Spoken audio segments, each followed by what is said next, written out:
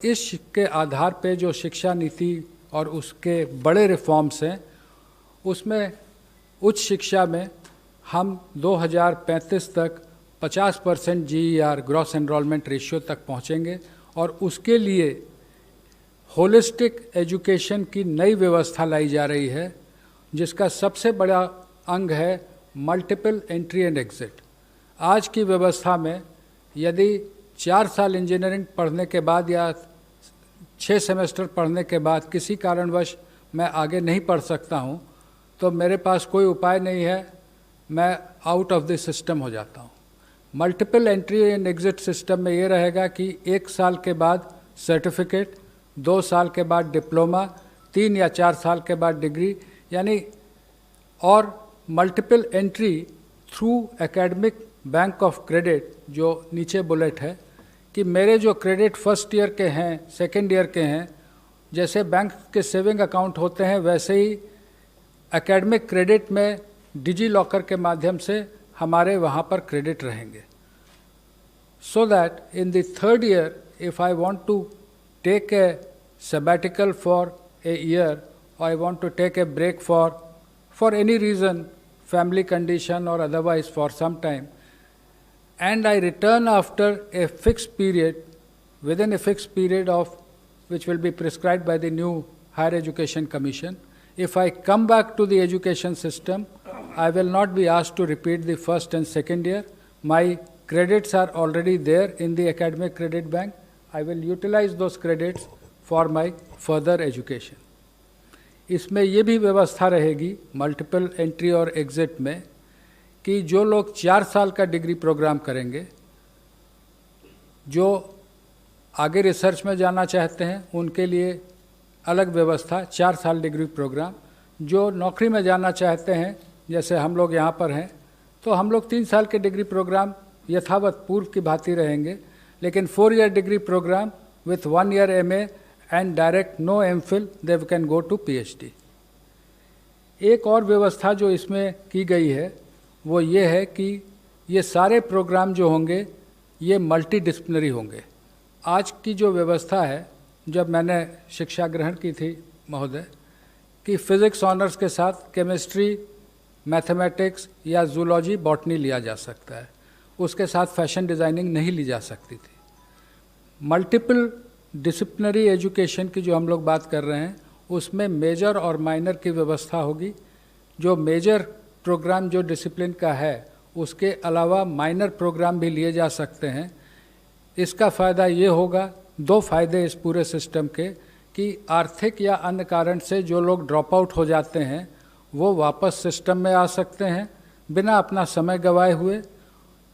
दूसरा कि जो अलग अलग विषयों में रुचि रखते हैं, बहुत से फिजिसिस्ट होते हैं जो कि म्यूज़िक में रुचि रखते हैं, लेकिन उसके लिए फॉर्मल उनको कोई व्यवस्था नहीं रहती है। नई व्यवस्था में मेजर और माइनर्स के माध्यम से ये व्यवस्था रहेगी कि व्यक्ति मल्टी डिसिप्लिनरी वेल राउंडेड अपने इंटरेस्ट के हिसाब से इंजीनियरिंग और म्यूज़िक अगर सीखना चाहता है, अगर वहाँ संस्थानों को मल्टी डिसिप्लिनरी बनाया जाएगा, यूनिवर्सिटीज़ को मल्टी डिसिप्लिनरी बनाया जाएगा, वहाँ वो शिक्षा ले सकता है। Next please.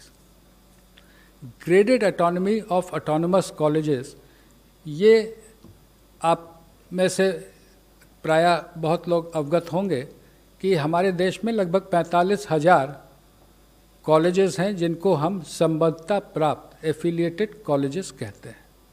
किसी किसी विश्वविद्यालय में तो इनकी संख्या 800 तक पहुंच गई, जिसके कारण न केवल गुणवत्ता में गिरावट आती है, बल्कि विश्वविद्यालय परीक्षा केंद्र ही बने रहते हैं, लगातार वहां परीक्षा चलती रहती है।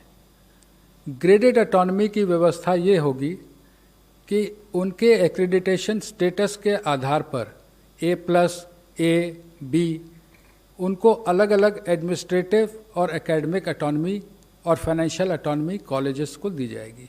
जो A+ हैं वो ज़्यादा ऑटोनॉमी पाएंगे, A वाले उससे कम, और B ग्रेड में जो रहेंगे उनको कहा जाएगा कि आप अपने आप में सुधार लाएं, तब आपको आगे इसमें व्यवस्था की जाएगी। नेशनल मिशन ऑन मेंटरिंग, जिसमें जो हमारी फैकल्टी है उसके उन्नयन और जो हमारे छात्र हैं उनको अच्छे मेंटर मिले, उनके एलुमनाई से, उनके टीचर से, इसकी व्यवस्था रहेगी। आज के दिन में age of today we have UGC, AICTE and National Council for Teacher Education. There will be single regulator for higher education. एक रेगुलेटर रहेगा जो कि सारे एजुकेशन, हायर एजुकेशन को एक ही रेगुलेटर देखेगा। उसमें अलग अलग एक्रेडिटेशन के लिए, अप्रूवल्स के लिए, फाइनेंसिंग के लिए अलग अलग वर्टिकल रहेंगे, लेकिन एक रेगुलेटर रहेगा। और वो regulator self disclosure based, online self disclosure based transparent system पे काम करेगा। हर चीज़ के लिए बार बार इंस्पेक्शन टीम बना के भेजने की जो वर्तमान व्यवस्था है, उसकी जगह सेल्फ डिस्क्लोजर बेस्ड व्यवस्था लाई जाएगी। As on date, we have different norms for deemed universities, for the central universities, for different individual standalone institutions. The new policy says that for reasons of quality, norms will be same and not as per the ownership.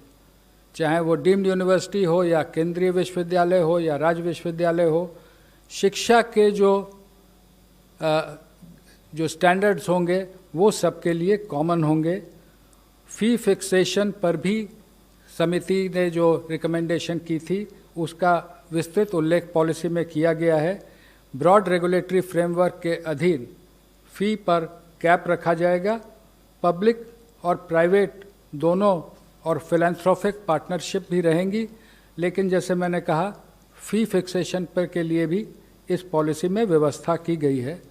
और जो शुरू से हमारा लक्ष्य रखा है कि GDP का 6% शिक्षा के क्षेत्र में व्यय होना चाहिए। अभी as on date it is around 4.43%, including the state government, centre and the state government.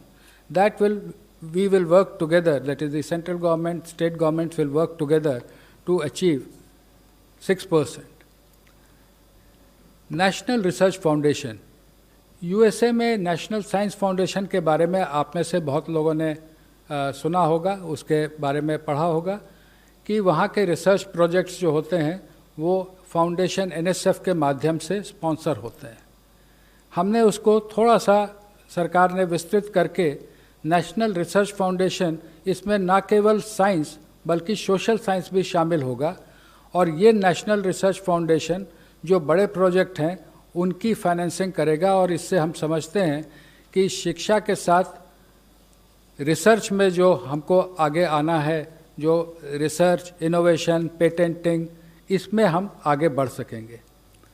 शिक्षा के अंतर्राष्ट्रीयकरण के बारे में पॉलिसी ने विस्तार से चैप्टर 12 में उल्लेख किया है। और उल्लेख ये है कि हम अपने देश के शिक्षा को, कि उच्च शिक्षा को इस तरह का बनाएंगे कि बाहर के विद्यार्थी हमारे साथ आएँ और जो एक्सचेंज होते हैं वो देश के उच्च शिक्षण संस्थानों और विदेश के हाई रैंकिंग उच्च शिक्षण संस्थानों के बीच हों। स्टैंड अलोन जो हमारे इंस्टीट्यूशंस हैं उनको मल्टीडिसिप्लिनरी बनाने की ओर हम बढ़ेंगे। टेक्नोलॉजी का व्यापक उपयोग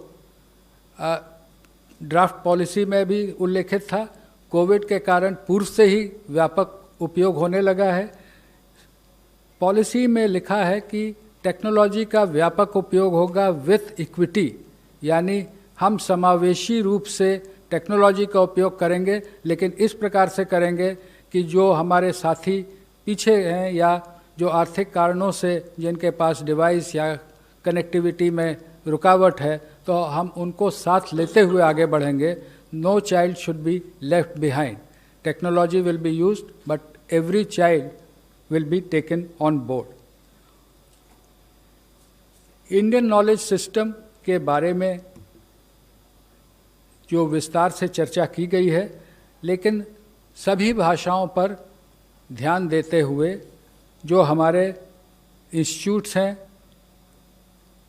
लैंग्वेज फैकल्टी के, रिसर्च जो लैंग्वेज पे होता है, जो क्लासिकल इंस्टीट्यूट हैं जैसे क्लासिकल तमिल, क्लासिकल तेलुगु, कन्नड़, और जो CIL मैसूर है जिसमें और इंडियन लैंग्वेजेस हैं, उन सब पे ये जोर दिया जाएगा कि जो साइंटिफिक और लिटरेचर है जो अलग अलग भाषाओं का है उसको हम लोग आगे लाएं, और ट्रेडिशनल आर्ट्स, जो आर्ट्स यानी कि उसमें क्राफ्ट भी सम्मिलित हैं, लोक विद्या जिसको हम कह सकते हैं, जो पीछे कई बार हम लोग मॉडर्नाइज होने के लिए आगे बढ़ते हैं लेकिन जो हमारे लोक विद्याएँ छूट जाती हैं उनको भी हम आगे ले जाएंगे।